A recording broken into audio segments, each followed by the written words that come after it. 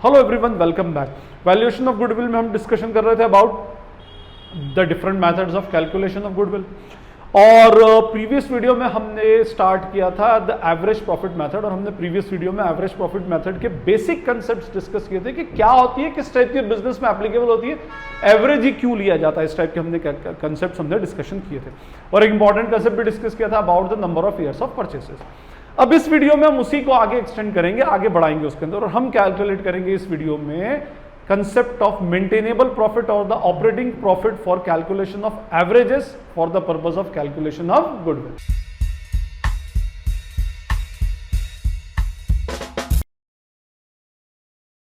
Previous video में हमने discussion किया था कि एवरेज प्रॉफिट मेथड से गुडविल एक्चुअली कैलकुलेट होती कैसे। हम क्या करते हैं कि भाई अगर उसने बोला कि calculate goodwill on the basis of average profit of the last 5 years, तो हम 5 ईयर्स के प्रॉफिट को क्या कर लेंगे, प्लस कर लेंगे, और उसके बाद डिवाइडेड बाय क्या कर देंगे, उसको 5 कर देंगे, तो आ जाएगा हमारे पास व्हाट, एवरेज प्रॉफिट, और into number of years of purchases 2 या 3 जो भी हो उसके अंदर वो हम दे सकते हैं उसमें। ठीक, अब इसमें कंसेप्ट होता है मेंटेनेबल प्रॉफिट का, या we can say operating profit का, और we can say the regular profit of profit earn from the regular business operations. ऐसा एक कंसेप्ट होता है।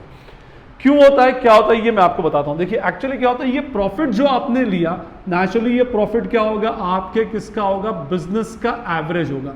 तो आपने एक एरर एवरेज लेके दूर कर दी कि भाई 1 साल का प्रॉफिट ना लेते हुए 4-5 साल का लेंगे, जो आपको एक्चुअल पोजीशन इसमें शो करेगा। बट क्या ये जो प्रॉफिट आ रहा है आपका, या जो प्रॉफिट आपका दिया हुआ है, ये एक्चुअली रेगुलर बिजनेस ऑपरेशन का प्रॉफिट है, ये भी तो हमें समझ आना चाहिए ना। और हम पढ़ चुके थे goodwill can not be separated from the business, goodwill को अपने बिजनेस से सेपरेट नहीं किया जा सकता। तो जब भी गुडविल कैलकुलेट करो तो उसके लिए जो प्रॉफिट लो वो प्रॉफिट प्योरली बिजनेस ऑपरेशन का होना चाहिए। जैसे मैं आपको एक सिंपल सा एग्जांपल लेता हूं कि एक बंदा आपको अपना बिजनेस सेल करना चाहता है, कि भाई उसने बोला कि भाई मुझे आपको एक बिजनेस सेल करना है, और उसने आपके सामने एक प्रॉफिट एंड लॉस स्टेटमेंट क्या रखा, आपके सामने P&L रखा। अब उसने आपको P&L में इंफॉर्मेशन दी, by GP brought down 5 lakh, है ना, by profit on sale of land इसने एक इंफॉर्मेशन दे दी, profit on sale of land 10 lakh, और बाय इंटरेस्ट ऑन सिक्योरिटीज उसने सिक्योरिटीज से इन्वेस्टमेंट अर्न किया 5 लाख। इधर आ गया to management expenses 7 lakh rupees, और टू एडमिनिस्ट्रेशन एक्सपेंसेस जो भी आपके एक्सपेंसेस हैं 3 लाख रुपए के, और लेट सपोज आपका उसने नेट प्रॉफिट निकाल करके आपको यहाँ पर दे दिया, फाइन, ये हो गया टोटल 20 लाख और 10 लाख, तो आपका नेट प्रॉफिट कितने का आ गया, 10 लाख रुपीस का। अब ये 10 लाख रुपए का आपका प्रॉफिट, आपको बोला गया कि भाई बिजनेस अर्न करें, बिजनेस बाय करें या ना करें, तो आप बोल सकते हो कि सर नेट प्रॉफिट है, बिजनेस बाय कर लो। बट यहां पर इसकी विंडो ड्रेसिंग की गई और आपके सामने एक इंफॉर्मेशन मिसलीडिंग इंफॉर्मेशन है। मैं इस बिजनेस में नहीं बाय कर सकता क्योंकि इस बिजनेस में एक्चुअली प्रॉफिट नहीं, उल्टा लॉस है, नेट प्रॉफिट है, बट ऑपरेशंस बेसिस के ऊपर अगर मैं बिजनेस को कनेक्ट करके देखूं तो देयर इज अ लॉस। क्योंकि देखिए ये जीपी तो मेरे बिजनेस का प्रॉफिट है, माना हमने, profit on sale of land जो है, ये प्रॉफिट जो है, ये प्रॉफिट आपके रेगुलर बिजनेस ऑपरेशन का नहीं है। आप हमेशा लैंड को बार बार सेल नहीं करते। हो सकता है आपने बिजनेस को बेचना चाहते हैं, उससे पहले आपने एक लैंड बेची और उस पर जो प्रॉफिट हुआ उसको आपने यहां डालकर अपना प्रॉफिट क्या कर दिया, इंक्रीज कर दिया। ये आपके बिजनेस एक्टिविटी को रिप्रेजेंट नहीं करता, फाइन। इसी तरह से इंटरेस्ट ऑन सिक्योरिटीज, आपकी पर्सनल सिक्योरिटीज थी, या आपने उसमें से अपनी इन्वेस्टिंग एक्टिविटी के पॉइंट ऑफ व्यू से आपने कोई सिक्योरिटीज अलग से रखी थी, अपने जो भी एक्स्ट्रा कैश था, तो ये भी रेगुलर आपके बिजनेस से रिलेटेड नहीं है। इससे आपके बिजनेस के परफॉर्मेंस के ऊपर तो कोई फर्क पड़ता ही नहीं है। भाई कितनी सिक्योरिटीज बाय करके आप पटक लो, उससे इंटरेस्ट आप रिसीव कर रहे हो, आपके बिजनेस का एक्चुअल परफॉर्मेंस थोड़ी ना शो कर रहा है, तो ये भी आपका नहीं होता। मींस 2 इनकम तोड़ गई। अब आपके पास इनकम के नाम पर कितना रहा है, 5 लाख, ये बिजनेस का एक्सपेंस है, ये बिजनेस का एक्सपेंस है। We have a GP of 5 lakh, expenses of indirect expenses of 10 lakh, तो उल्टा यहां पर मेरा नेट ऑपरेटिंग लॉस आ रहा है कितने रुपए का, 5 लाख रुपीस का। तो ऐसी इंफॉर्मेशन भी तो हो सकती है। तो एक्चुअली मेंटेनेबल प्रॉफिट कैलकुलेट करने के पीछे कंसेप्ट ये है कि if you are calculating the goodwill of the business, then you have to consider the profit of the profit which is actually related to the regular business operations of the business. आपके business के regular business operation से होना चाहिए, एक तो regular भी हो और प्लस आपके बिजनेस ऑपरेशंस का भी हो, और ये दोनों कंडीशन आपके साथ में होना चाहिए। आपको एक ऐसा प्रॉफिट चाहिए जो आपके उस एक्टिविटी से निकला हो जो आपके बिजनेस के रेगुलर बिजनेस ऑपरेशन से एक्चुअली आती है। रेगुलर भी होना चाहिए वो एक्सपेंस और इनकम, और बिजनेस ऑपरेशन से रिलेटेड भी होना चाहिए। और अगर कोई ऐसी इनकम उसमें ऐड कर दी गई है जो रेगुलर बिजनेस ऑपरेशन की नहीं है, तो ऐड करके अपना प्रॉफिट बढ़ाया आपके, अगर उसको कम कर दो आपको एडजस्टमेंट अब करना पड़ेंगे। और अगर ऐसा एक्सपेंस डाल दिया गया तो आप अपने प्रॉफिट कम कर दिया तो आप क्या करो, उसको बढ़ा दो। फाइन। तो एक्चुअली हमें क्या करना पड़ता है, इन एवरेज प्रॉफिट्स को लेने से पहले ये देखना पड़ता है कि भाई ये प्रॉफिट्स रेगुलर बिजनेस ऑपरेशन का एक्चुअली है या नहीं है। अगर नहीं है तो उसको रेगुलर बिजनेस ऑपरेशन का आपको बनाना पड़ेगा by doing some specific adjustments. कुछ खास एडजस्टमेंट्स आपको करना पड़ेंगे। अब वो एडजस्टमेंट्स कौन से होते हैं, वो बेसिकली इसके अंदर वन बाय वन डिस्कस करते जाते हैं। तो हम कैसे कैलकुलेट करेंगे इसमें मेंटेनेबल प्रॉफिट या फ्यूचर प्रॉफिट या ऑपरेटिंग प्रॉफिट या ऐसा प्रॉफिट जो रेगुलर बिजनेस ऑपरेशन का होता है। तो हमारे पास कैलकुलेशन ऑफ ऑपरेटिंग प्रॉफिट या मेंटेनेबल प्रॉफिट, जो भी आप इसके लिए वर्ड यूज करेंगे, मेंटेनेबल प्रॉफिट, और we can say the operating profit of the business, business के रेगुलर बिजनेस ऑपरेशन से होगा। फाइन। अब मैंने यहाँ पर एक कॉलम बनाया पर्टिकुलर्स, इधर ले लिया मैंने अमाउंट। फाइन। अब देखिए, जो भी सबसे पहले तो आपको जो प्रॉफिट गिवन हो आप वो प्रॉफिट ले लीजिए। तो वॉट एवर नेट प्रॉफिट और नेट लॉस इज गिवन, जो भी प्रॉफिट या लॉस आपको प्रोवाइड किया गया है सबसे पहले आप उसको ले लें। अब उसके बाद कुछ आइटम्स इसके अंदर क्या हो जाएंगी, आपकी ऐड हो जाएंगी, और कुछ आइटम्स इसमें से क्या होंगी, आपकी लेस हो जाएंगी। फाइन। अब ऐड क्या होंगी, देखिए मैं आपको बताता हूं। हमने क्या किया कि जैसे मैं आपको वन बाय वन एग्जांपल लेता चलता हूं कि हमने ये किया कि मान लो ये प्रॉफिट आपका 5 लाख रुपीस का है, जस्ट फॉर एग्जांपल। हमने कहा कि भाई इसके बारे में कुछ और बताइए प्रॉफिट के, तो उसने कहा कि भाई हमारे इस प्रॉफिट में profit on sale of land, जैसे मैंने अभी आपको एग्जांपल दिया था ना, profit on sale of land जो है वो 3 लाख रुपीस की वो इंक्लूडेड है। इस प्रॉफिट में हमने 3 लाख रुपए जो हमने इस ईयर में हमने क्या किया, एक लैंड को मार्केट में सेल किया, और उस लैंड को मार्केट में सेल करने से 3 लाख रुपए का प्रॉफिट अर्न किया। 10 लाख रुपीस की लैंड थी, 13 लाख में सेल कर दी, 15 की थी 18 में, जो भी आपका, उसमें 3 लाख रुपए का प्रॉफिट अर्न किया। और हमने उस प्रॉफिट को कैपिटल प्रॉफिट्स के फॉर्म में कहां डाल दिया, आपने उसको P&L अकाउंट के क्रेडिट में। P&L अकाउंट के क्रेडिट में डालने से आपका प्रॉफिट क्या हो गया, बढ़ गया। पहली बात ये कि लैंड बार बार सेल नहीं होती, और लैंड का सेल करना आपके रेगुलर बिजनेस ऑपरेशन से रिलेटेड नहीं है, मींस आपको आपके बिजनेस एक्टिविटी का पार्ट नहीं है, it is a part of investing activity. Fine. तो आपने P&L में डाला, वो अपनी जगह पे ठीक है। यहां पर गुडविल के कैलकुलेशन के अंदर आप उसको नहीं लेंगे, क्योंकि गुडविल आपके रेगुलर बिजनेस ऑपरेशन की कैलकुलेट हो रही है, तो आप प्रॉफिट भी ऐसा लेंगे जो प्योरली रेगुलर बिजनेस ऑपरेशन का है। अब मैं आपसे पूछता हूं कि भाई ये प्रॉफिट डालने से, ये जो आपकी profit on sale of land डालने से आपके नेट प्रॉफिट पे क्या इफेक्ट पड़ा होगा, बेसिकली क्रेडिट साइड में गया होगा, तो आपका नेट प्रॉफिट बढ़ गया होगा।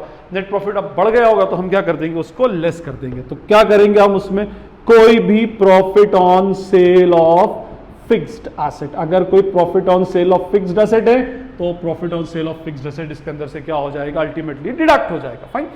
ऑन द अदर हैंड इसके उल्टे, अगर कोई loss on sale of fixed asset है वो डाल दिया आपने, तो naturally loss on sale of fixed asset भी रेगुलर बिजनेस ऑपरेशन का नहीं है। एसेट बार बार सेल नहीं होती, आप सिर्फ प्रॉफिट ही नहीं देखेंगे, आप लॉसेस भी देखेंगे। और loss on sale of fixed asset को आपने कहां डाल दिया, towards the debit of profit and loss account. और कोई भी चीज अगर आप प्रॉफिट एंड लॉस अकाउंट के डेबिट में डालते हैं तो उससे आप अपना प्रॉफिट क्या करते हैं, कम कर देते हैं। तो कम कर दिया था तो आप क्या करते हैं, इसको बढ़ाते हैं। तो जैसे profit on sale of fixed asset add less हुआ है, ऐसे ही loss on sale of fixed asset will be what, added. क्यों ऐड किया गया है, क्योंकि इसको पहले से डिडक्ट कर दिया गया था और इसके आपके बिजनेस के रेगुलर बिजनेस ऑपरेशन से कोई रिलेशन अल्टीमेटली नहीं है। फाइन।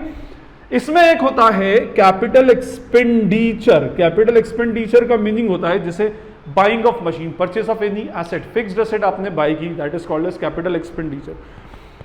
या कोई ऐसा कैपिटल एक्सपेंडिचर किया जो आप शायद फर्स्ट इंस्टेंस में नहीं समझ पाए कि कैपिटल एक्सपेंडिचर था, and you have charge it to the revenue, आपने उसको रेवेन्यू में डाल दिया। होता क्या है, देखिए कैपिटल एक्सपेंडिचर क्या, जैसे आपने क्या किया, एक मेजर ओवरऑलिंग चार्जेस किया, मेजर रिपेयर किया। उसमें मेजर रिपेयर मींस कोई बड़ी मशीन थी, उसका एक पार्ट टूट गया, उस पार्ट को आपने चेंज कराया, तो वो कैपिटल एक्सपेंडिचर होता है ना। आपने पढ़े होंगे दो टाइप के एक्सपेंड, कैपिटल एक्सपेंडिचर और रेवेन्यू एक्सपेंस। और ये सारे कैपिटल एक्सपेंडिचर कहां जाते हैं, बैलेंस शीट में फिक्स्ड एसेट में ऐड होते हैं। और बाय मिस्टेक आपने कोई कंसेप्चुअल एरर से नहीं समझ पाए, आपने उसको रेवेन्यू बना दिया। एक मेजर पार्ट आपका मशीन का एक बड़ा पार्ट आपने रिप्लेस करवाया और महंगा पार्ट था और वो जाना चाहिए कैपिटल एक्सपेंडिचर में, उसकी बिल्डिंग मशीन की कॉस्ट बढ़नी चाहिए, उसकी एंट्री होना चाहिए थी machinery account debited to cash, और machinery account debited to cash हो गई तो वो अल्टीमेटली कहां जाएगा, वो सीधे बैलेंस शीट में जाएगा। बट आपने बाय मिस्टेक उसको repair expense account debit to cash डाल दिया। अब जैसे रिपेयर्स डाला तो वो फट से जो कैपिटल एक्सपेंडिचर था वो क्या बन गया, रेवेन्यू एक्सपेंस बन गया, और उसकी जगह भी चेंज हो गई। जो एक्सपेंस जाना था बैलेंस शीट में वो रेवेन्यू एक्सपेंस मान लिया तो वो कहां चला गया, P&L में, और P&L में कहां जाएगा, डेबिट साइड में। डेबिट साइड में जाने से क्या हुआ, उसका प्रॉफिट, आपका प्रॉफिट अल्टीमेटली कम हो गया। अब आपने उस एरर को पकड़ा तो जो प्रॉफिट कम किया था उसको क्या करो, फिर से बढ़ा। तो यहां पर आप लिख सकते हैं capital expenditure recorded as revenue expense, और उसको रेवेन्यू एक्सपेंस मान लिया तो आपने प्रॉफिट को क्या कर दिया, अल्टीमेटली कम कर दिया आपने एक्सपेंडिचर मान। कभी कभी इसके उल्टे भी हो सकता है। उल्टा क्या हो सकता है कि भाई एक छोटा मोटा रिपेयर का एक्सपेंस था, एक रेवेन्यू एक्सपेंडिचर था, और रेवेन्यू एक्सपेंडिचर को आपने बाय मिस्टेक कैपिटल एक्सपेंडिचर मान लिया, जिसको हम बोलते हैं ना 11th क्लास में एरर ऑफ प्रिंसिपल। तो ये एरर ऑफ प्रिंसिपल आपके साथ में होगी। तो एक रेवेन्यू एक्सपेंस को कैपिटल एक्सपेंडिचर मान लिया मींस एक ऐसा एक्सपेंस जो actually profit and loss account में रिकॉर्ड होना था, आपने कहां रिकॉर्ड कर दिया, उसको बैलेंस शीट में। अब जब इसका मतलब प्रॉफिट एंड लॉस अकाउंट में रिकॉर्ड नहीं हुआ, प्रॉफिट एंड लॉस अकाउंट में एक्सपेंस रिकॉर्ड नहीं हुआ, मींस उससे क्या हुआ, आपके बिजनेस का प्रॉफिट बढ़ गया। गलत है, एरर तो एरर है। अब आप उसको सही करना है, बढ़े हुए प्रॉफिट को सही करना है तो आप उसको कम कर दोगे। तो आप इसको लिखोगे उल्टा, revenue expenditure recorded as capital expenditure, ये भी हो सकता है आपका। ठीक है, फाइन। अच्छा, दूसरी बात इसके अंदर एक कंसेप्ट और में आता है, मैं आपको बताऊं उसमें कि भाई जैसे अभी मैंने क्या कहा कि भाई आपने एक कैपिटल एक्सपेंडिचर को रेवेन्यू मान लिया, चलिए ठीक है सर, इसका मीनिंग ये हुआ कि जो एक्सपेंस बैलेंस शीट में जाना था आप फिक्स्ड एसेट में उसको डाल दिया आपने P&L में। तो बोले सर सही कर तो दिया, ऑफ कोर्स सही कर दिया, लेकिन फिक्स्ड एसेट के साथ एक और कंसेप्ट चलता है, एक और पॉइंट लगा होता है, that is what, concept of depreciation, intangible asset और कंसेप्ट ऑफ अमोर्टाइजेशन, ये लगा होता है। अब आपने एक एरर तो प्रॉपर सही कर दी, क्या एरर सही कर दी कि भाई आपने कैपिटल एक्सपेंडिचर को रेवेन्यू माना था, आपने यहां पर ऐड करके फिर से उसको कैपिटल एक्सपेंडिचर मान लिया, मींस उसको एसेट माना। अब जब उसको एसेट माना है तो आपको उसके ऊपर डिप्रिसिएशन चार्ज करना पड़ेगा। तो क्वेश्चन में आपको देगा कि भाई आपको इतना इतना % उसके ऊपर डिप्रिसिएशन चार्ज करना है, लेकिन प्रॉब्लम ये थी कि जब रेवेन्यू एक्सपेंस माना था तब उस पर डेप चार्ज नहीं किया था, अब डेप चार्ज करना है। And depreciation is the recurring expense, regular operation, business operation का एक्सपेंस होता है जो डिडक्ट करना चाहिए था, नहीं किया, तो नहीं किया था, तो अब आप कर दो depreciation on revenue on capital expenditure charged as revenue. इसका रिलेशन इस पॉइंट से, ठीक है। उसके उल्टे रेवेन्यू को कैपिटल मान लिया था तो revenue expenditure recorded as capital expenditure, तो आपने उसको कैपिटल, भाई था वो रेवेन्यू एक्सपेंस, P&L में रिकॉर्ड होना था, आपने उसको एसेट में डाल दिया, एसेट में लिखने से एसेट मान लिया हो तो उसके ऊपर डेप लगा दिया होगा, डेप लगा दिया होगा मींस डेप्रिसिएशन ऑलरेडी डिडक्ट हो चुका होगा। अब उस डेप्रिसिएशन, डिडक्टेड डेप्रिसिएशन को आपको नलीफाई करना है तो आपको क्या करना पड़ेगा, ऐड बैक करना पड़ेगा। तो number 3, depreciation already charged on revenue expense considered as capital expenditure, ये इसके रेफरेंस में ये वाला चलेगा, फाइन। अच्छा, बिसाइड्स और भी बहुत सारे होते हैं, जैसे loss on sale of fixed asset तो हो गया, जैसे loss of stock by fire, है ना, लॉस बाय फायर होता है, लॉस बाय थेफ्ट होता है। आपके गोडाउन में अगर आग लग गई और उसको आग लगने से आपके गोडाउन के अंदर बहुत सारा लॉस हो गया, लंबा चौड़ा लॉस हो गया, तो अब ये एक बेसिकली एक ऐसा लॉस है जो रिपीटेड बेसिस पर और रेगुलर बेसिस के ऊपर एक्चुअली नहीं होता, फाइन। अगर हम बोले कि भाई बिजनेस, अब है तो बिजनेस के ही लॉस, पर मैंने क्या कहा आपसे कि यहां पर दो वर्ड एक साथ चलते हैं, regular plus business operation. Regular भी होना चाहिए और बिजनेस ऑपरेशन के भी होना चाहिए। आप बोल सकते हो कि भाई बिजनेस लॉस ही तो है, loss by fire is a business loss, of course माना हमने बिजनेस लॉस है, बट वो रेगुलर बेसिस के ऊपर नहीं होता, उसको हम एक्स्ट्राऑर्डिनरी आइटम मानते हैं, रेगुलर बेसिस के ऊपर नहीं मानते। तो हम ऐसा लॉस भी एक्चुअली इसके अंदर डाल नहीं सकते, हम उसको नॉर्मल बिजनेस, रूटीन बिजनेस के एक्सपेक्टेशन में कभी ये नहीं रहता कि भी हमारे आग लग जाएगी या चोरी हो जाएगी या लंबा लॉस हो जाएगा। तो अगर कोई ऐसा लॉस आपने लिख दिया गया है तो लिखने से आपने P&L के डेबिट में लिखा, डेबिट में लिखने से अपने प्रॉफिट को कम किया, now you have to increase the amount of profit. तो हम लिख सकते हैं कि इसमें loss by fire, loss by theft etcetera, ये हम बेसिकली इसके अंदर ले सकते हैं, फाइन। अब हम ये चाहते हैं कि भाई एक बार लॉस हुआ, हमने ये देखा कि ये लॉस डाला था, अब इस लॉस से हम कुछ आगे के लिए कुछ सबक सीखते हैं और हमने सोचा कि भाई ये लॉस आगे ना हो, तो जिसको भी बिजनेस भेजा जा रहा है कि हम फ्यूचर में क्या करेंगे, इसके लिए इंश्योरेंस कराते हैं। और जब आप इंश्योरेंस कराओगे बिजनेस का, तो यू हैव टू पे इंश्योरेंस प्रीमियम एवरी ईयर, और इंश्योरेंस प्रीमियम जो है वो आपके बिजनेस का रेगुलर बिजनेस ऑपरेशन का एक्सपेंस है, which should be deducted from the amount of profit regularly, जो अभी तक आपने डिडक्ट नहीं किया लेकिन आगे करोगे, अभी नहीं किया लेकिन आगे आप करोगे, तो फ्यूचर मेंटेनेंस के लिए आप क्या करेंगे, इंश्योरेंस प्रीमियम का भी इसका इंश्योरेंस प्रीमियम होगा टू बी डिडक्टेड। आप उस इंश्योरेंस प्रीमियम को क्या कर देंगे, इधर से अल्टीमेटली डिडक्ट कर देंगे। फाइन। बिसाइड्स और भी कोई ऐसा एक्सपेंस हुआ, किस टाइप का एक्सपेंस, जैसे मैनेजमेंट एक्सपेंस या किसी पार्टनर की सैलरी, मैनेजमेंट की सैलरी, इस टाइप का कोई ऐसा एक्सपेंस है, या कोई स्पेसिफिक रेंट हुआ, या कोई मैनेजर को आप अपॉइंट करोगे उसकी सैलरी आप पे करोगे, जो अभी तक नहीं अपॉइंटेड था, जब अपॉइंटेड नहीं था उसकी सैलरी आपने डिडक्ट भी नहीं की, अब अपॉइंट करोगे तो आपने सैलरी उसकी क्या करना पड़ेगी, अल्टीमेटली डिडक्ट करना पड़ेगी। तो अगर कोई ऐसा एक्सपेंस है जो रेगुलर बिजनेस ऑपरेशन का है, नहीं डिडक्ट किया, now you have to deduct that expenses. तो कोई भी ऐसा recurring expense to be deducted जो अभी तक कंसिडर नहीं किया गया था, अब आपने कंसिडर करना है। अच्छा, ये तो मैंने कुछ ऐसे पॉइंट्स बताए, इसके अलावा भी आपने सोचना है कि भाई कोई गिवन एक्सपेंस जो है वो रेगुलर बिजनेस ऑपरेशन का है या नहीं है। अगर वो रेगुलर बिजनेस ऑपरेशन का है और डिडक्ट नहीं हुआ तो डिडक्ट करो, नहीं है और डिडक्ट हो गया तो ऐड कर दो। कोई भी हर एक इसके अंदर आपको क्या करना पड़ेगा, अपने प्रेजेंस ऑफ माइंड से आपको समझना पड़ेगा कि एक्चुअली एडजस्टमेंट का इस पे इफेक्ट क्या होगा। उसके बाद हमारे पास आ जाएगा इसका मेंटेनेबल प्रॉफिट और we can say operating profit. अच्छा, यहां तो मैंने 1 साल का लिखा है, आपको क्वेश्चन के अंदर हर साल का अलग अलग देगा और उसके डिफरेंट डिफरेंट एडजस्टमेंट्स होंगे, और उस बेसिस पर आपने क्या करना है, उसको कैलकुलेट करना है, और उसको कैलकुलेट करने के बाद जो ये प्रॉफिट आएंगे उनका एवरेज एक्चुअली कैलकुलेट होगा, और फिर उसको into number of years of purchases हम अल्टीमेटली कर देंगे। फाइन। तो ये हमारा एवरेज मेंटेनेबल प्रॉफिट का कंसेप्ट है। हम इस मेंटेनेबल प्रॉफिट को और पास्ट एडजस्टमेंट वाले कंसेप्ट को समझने के लिए एक न्यूमेरिकल लेकर चलते हैं। मेरे पास एक बुक है टी.एस. ग्रेवाल, इसमें क्वेश्चन है that Divya purchase Jyotish business with effect from 1 April 2020, profit shown by Jyotish business for the last 3 financial years ended 31 March were 2018, 2019, 2020 के प्रॉफिट्स दे रखे हैं 1 लाख, 1,25,000 एंड 1,12,500, और उसने कहा 2018 का जो प्रॉफिट है फर्स्ट ईयर का 1 लाख का, उसमें एक एबनॉर्मल गेन इंक्लूडेड है 12,500 रुपीज़ का, और 2019 में there is an abnormal loss, abnormal means regular business operation का नहीं है, 25,000 का है, और उसमें लास्ट ईयर के अंदर एक्सक्लूडिंग मीन्स है कि ऐसा फर्म की प्रॉपर्टी को इंश्योर करना, तो उसके लिए इंश्योरेंस प्रीमियम हमें बनाना पड़ेगा। तो हम यहाँ पर लेंगे कैलकुलेशन ऑफ ऑपरेटिंग प्रॉफिट्स या मेंटेनेबल प्रॉफिट्स, इस तरह से हम उसको अल्टीमेटली लेकर के चलेंगे। फाइन। हमारे पास पर्टिकुलर्स, सबसे पहले हम पर्टिकुलर्स लेंगे, और 3 इयर्स का प्रॉफिट है 2018, 2019 एंड 2020, ये 3 इयर्स का प्रॉफिट हमारे पास अल्टीमेटली है। ठीक है जी, ये हमने ले लिया इसमें। अब सबसे पहले मैंने आपको क्या बताया था अभी फॉर्मेट के अंदर के, सबसे पहले जो नेट प्रॉफिट आपके गिवन हो तो उस नेट प्रॉफिट को ले लें। तो नेट प्रॉफिट्स गिवन जो भी नेट प्रॉफिट्स है वो ले लें। इसमें 1 लाख फर्स्ट ईयर का है, सेकेंड ईयर का 1,25,000 एंड 1,12,500, 3 इयर्स का प्रॉफिट दे रखा है। अब हम 1 बाय 1 इसमें एडजस्टमेंट्स करते जाते हैं। फर्स्ट ईयर का प्रॉफिट 2018 में बोला including N abnormal gain of 12,500। इस ईयर में एक abnormal gain included, abnormal means जो रेगुलर रिकरिंग नेचर का नहीं है, रेगुलर बिजनेस ऑपरेशन का नहीं है।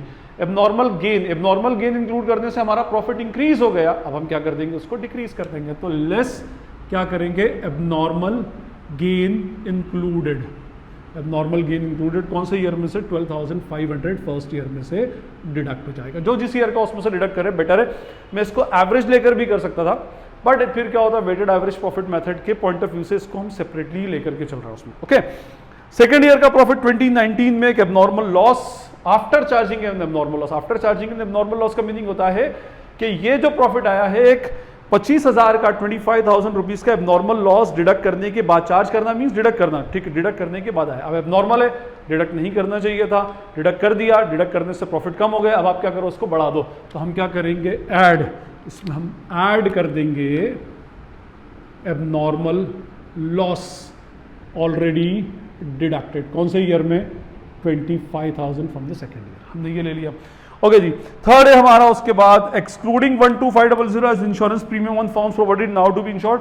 इस साल हमने यहाँ पर एबनॉर्मल लॉस हुआ तो इससे हमने सीखा कि भाई आगे हमें इसका इंश्योरेंस प्रीमियम करवा लेना चाहिए, इंश्योरेंस करवा लेना चाहिए, तो हमें इंश्योरेंस प्रीमियम पे करना पड़ेगा, और इंश्योरेंस प्रीमियम पे करेंगे तो insurance premium is the regular nature expense, recurring nature का एक्सपेंस है, रेगुलर बिजनेस ऑपरेशन का है, which should be deducted while calculating the amount of profit. Firm का ऑपरेटिंग प्रॉफिट कैलकुलेट करते हुए डिडक्ट होना चाहिए था, जो नहीं डिडक्ट किया गया, नहीं किया गया तो हम डिडक्ट कर देते हैं। तो लेस क्या करेंगे, लेस इंश्योरेंस प्रीमियम, जैसे मैंने अभी एग्जांपल दिया था, to be paid insurance premium pay करेंगे, कितना अमाउंट है यहाँ पर, अगेन 12,500। ओके जी, बस ये एडजस्टमेंट हमारे अल्टीमेटली थे।